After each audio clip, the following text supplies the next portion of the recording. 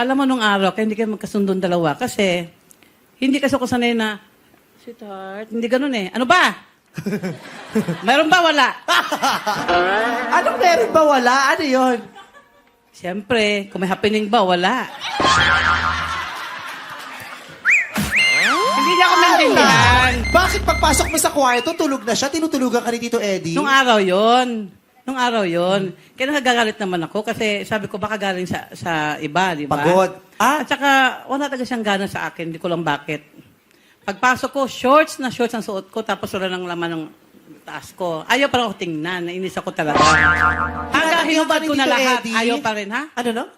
Hinubad ko na nga lahat. Ayaw pa rin. Nagtutulog-tulugan? Yes. Paano mo ginigising? Nilakasan ko yung TV para kasi ang lalaki kasi pag walang gana talaga, wala talagang gana.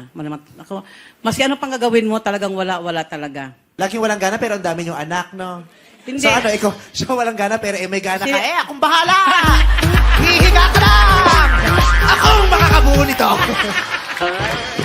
Ganun na nga.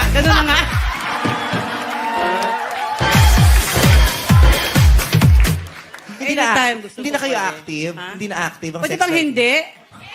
Bata pa naman kami Ay, ha. batang-bata! Talaga naman. So kung sobrang bata kayo, ilang beses sa isang linggo? At least mga once. Noon kasi every other day. Tapos 10 times. 10 times is every other day? Buti hindi nangarag masyadong katawan mo. Ang sarap nga eh.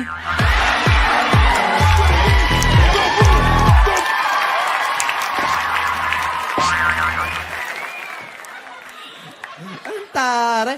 Kaya naman pala hindi na nakakapagtrabaho ng matino si Tito Eddie. Pagod na pagod na. Pagod na pero happy siya. Ay! Bakit? Bakit happy-happy? Anong special talent mo? Magaling ako mag-service.